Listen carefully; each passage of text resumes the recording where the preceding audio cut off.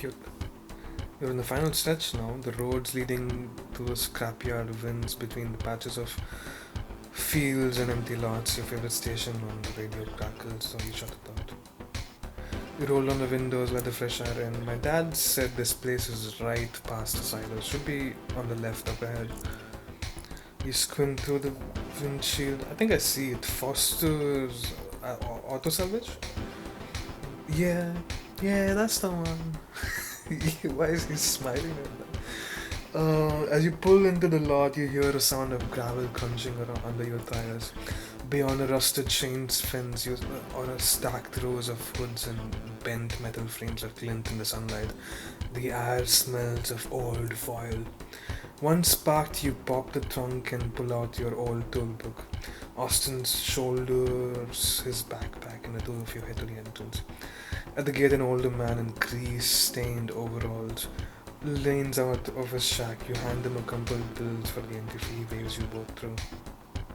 Once you step into the scrapyard, you take a moment to really soak it all in. This place is huge. It's no wonder Austin's dad recommended this place. Is it everything you wanted and more? Oh, look at him smile. Honestly, I'm starting to feel overwhelmed. How do we even start looking? Why are we in the scrapyard again? Are we looking for parts for the car? Seems so.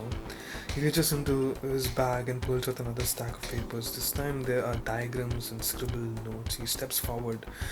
You notice he places his feet carefully on the uneven ground, analyzing anything that looks like it could shift or tip over. A pile of scrap metal near his elbow makes him hesitate before he moves faster. Okay, so hear me out. I looked for some models that match yours. Yeah, okay. Looking for parts, okay. Late 60s, same engine type, marked what parts might fit. The guy at the front can tell us how they are organized, the lot, in case we'll get lost. He passes you one of the sheets. One is a hand-drawn layout of an engine assembly with parts numbers circled in pen. The other is a printed picture with a list of parts numbered and labeled. You stare at the papers in your hand for a second and look back at them. What's up? Is my handwriting too illegible or something? You, you actually researched this? He gives a nonchalant shrug, but you can see. Oh, cute.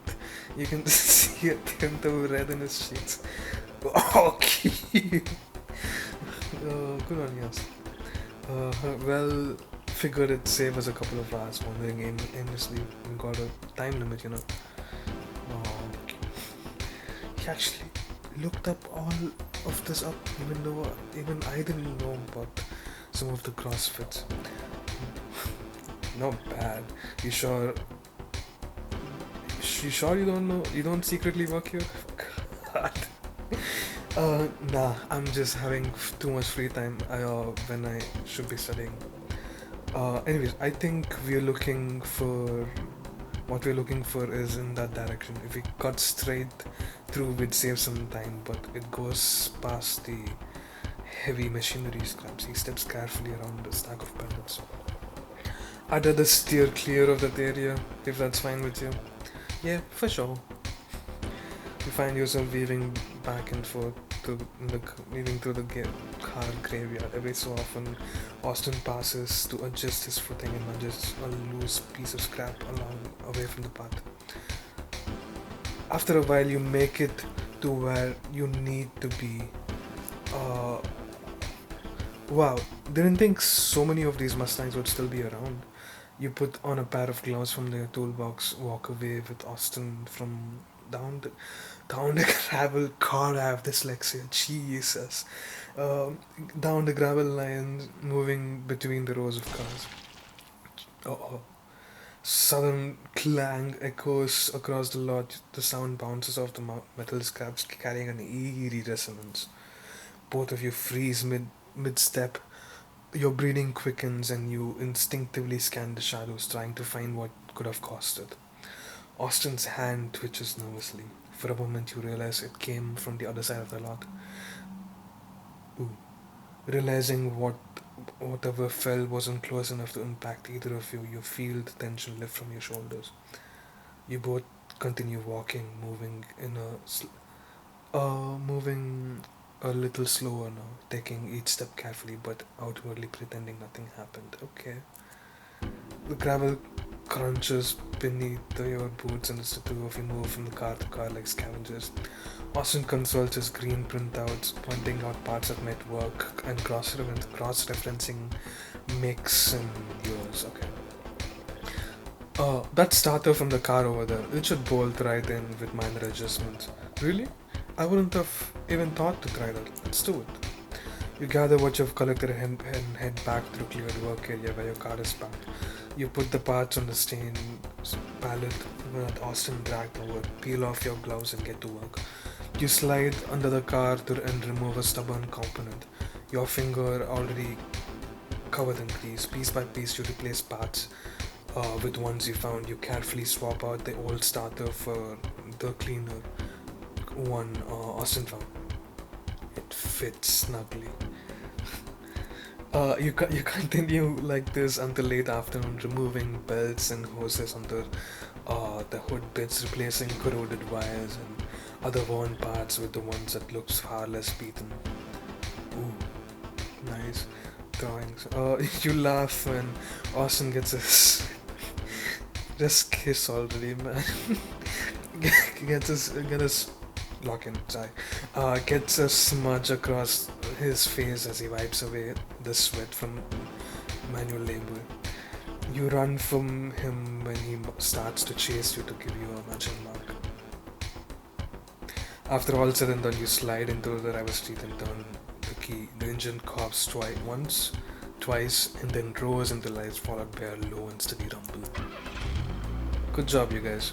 Holy shit, it sounds great. We did it. You rev the engine lightly. There's no stutter or grind. The smooth sound of an engine working as intended fills the air. You climb out and the two of you, standing side to side, stare at the car. You cross your arms with a satisfied grin. Austin cheers. Can't believe it. It actually feels alive again. Finally, I'm able to give Dad's car the respect it deserves. Aw, good on you guys. Cute. I wish I could have done this earlier. You close the hood and it clicks shut. The car seems to glow in the light of the afternoon. With that, the two of you hop back into the front seat and the engine purrs under the hands as you pull out of the lot. Aw. Compared to the drive, the ride home is relatively quiet. After making the initial drive, you were able to get back to the main road without any directions. It's a comfortable silence. Cute. The slowly sinking sun makes the shadows begin to stretch longer across the road, painting everything in its orange. After a while, Austin leans back in his seat and glances at you. Okay. You know about Locke's socks. Who sucks? What? No way you haven't heard of it. I'm joking, I've heard of it. I took philosophy in my first semester. Remind me again how it goes? It's about a pair of socks that keep getting holes, so you patch them up. After a while, the ship of thesis. Okay, none of the original fabrics left. Question is, are they still the same sock?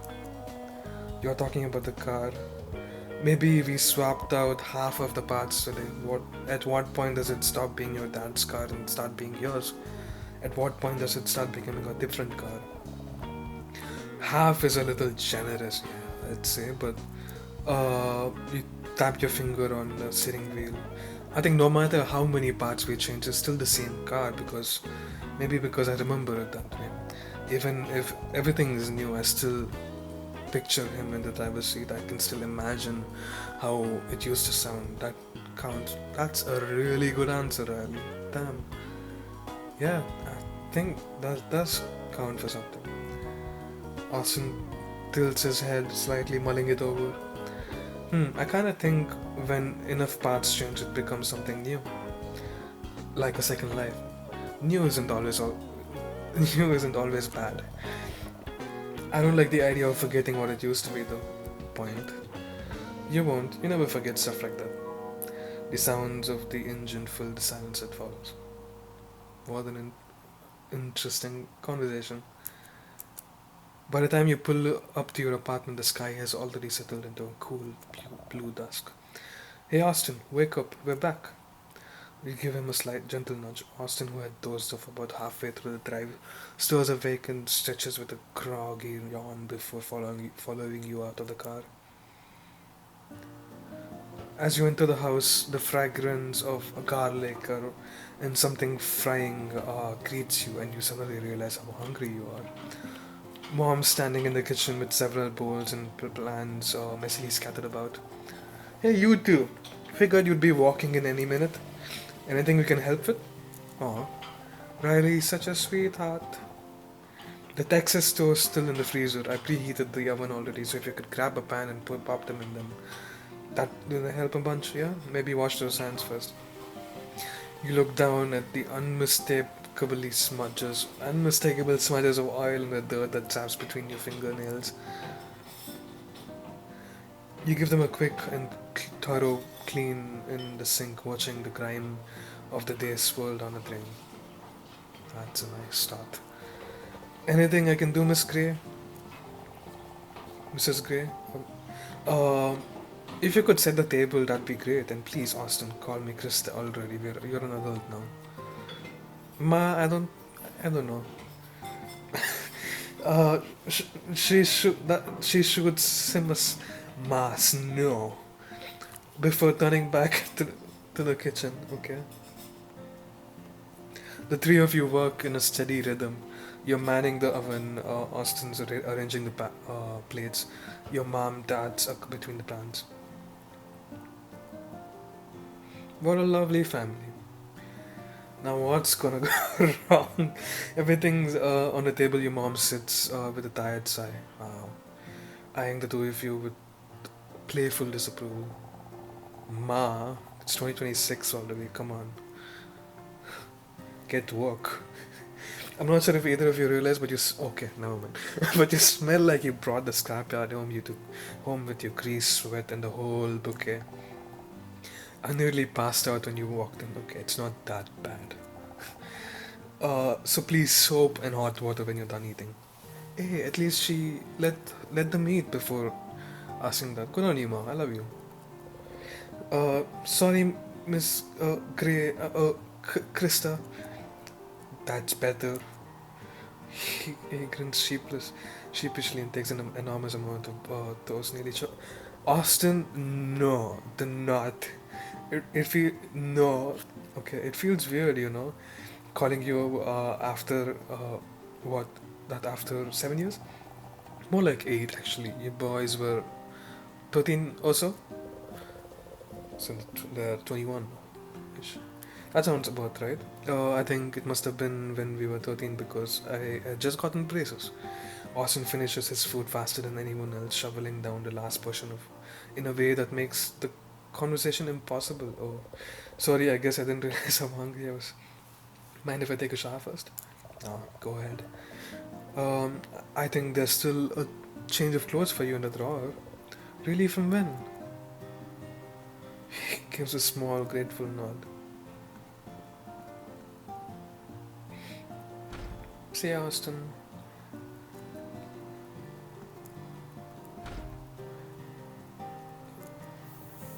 Mom leans back. So, how does scapyard go? You two managed to fix what you wanted?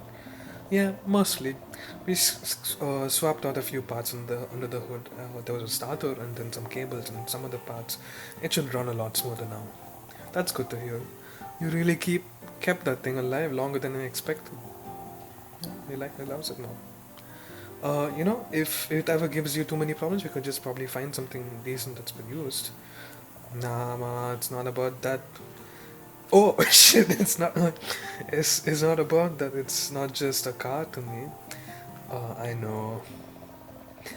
It's one of the last things Dad's ever worked on. I just wanted to keep it running. Feels like the least I could do. Her expression softens. She doesn't press further. Thank you, Mom. She reaches over and squeezes your hand for a moment before gathering her dishes. Since I cooked, you clean. Oh, she's wearing glasses. Okay. Ugh, I hate doing the dishes. Maybe maintenance will finally fix the dishwasher next week. Until then, elbow grease.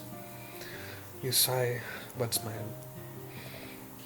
Yes, ma. Good.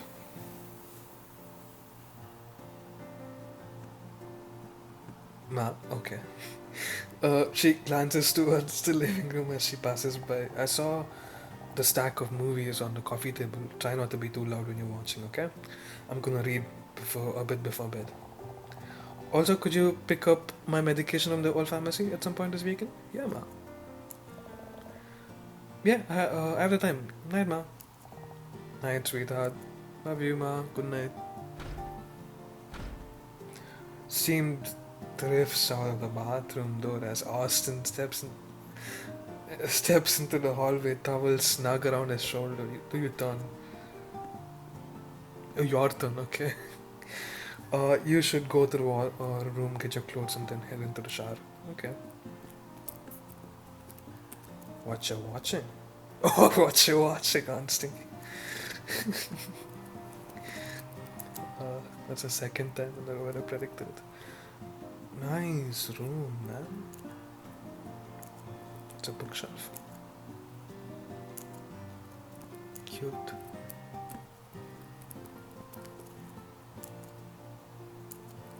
Huh. Yeah. Who has time to fold it? It's time to head to the bathroom. Alright, I have to also do laundry, check dishes.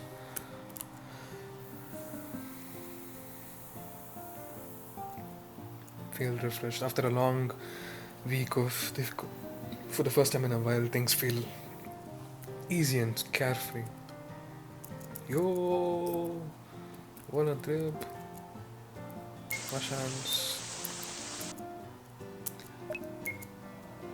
Still got some fight left in me. What? You don't got the dog in you, bro. In the medicine cabinet is your mom's well stocked first aid kit. Oh.